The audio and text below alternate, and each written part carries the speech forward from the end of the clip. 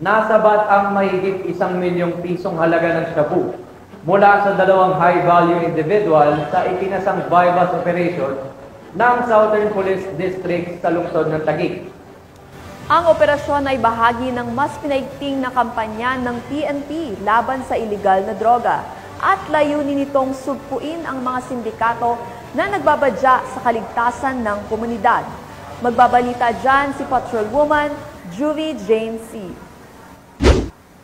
Nasabat ng mga tauhan ng Southern Police District ang tinatayang 1.53 milyong halaga ng shabu sa dalawang high-value individual na drug pusher sa ikinasang bypass operation sa Taguig City.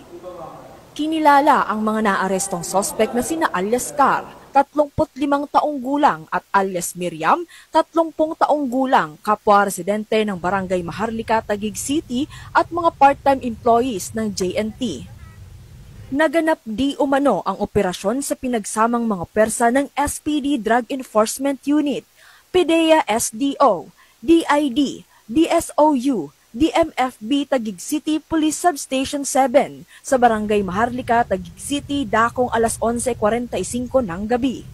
Humantong ang operasyon sa pagkakakumpiska ng 7 heat-sealed plastic sachet na tinatayang nasa 1,530,000 pesos ang halaga. Bukod rito, na-recover din ang perang ginamit na bypass money kasama ang isang pink na Samsung Android phone at isang blue Nike na sling bag.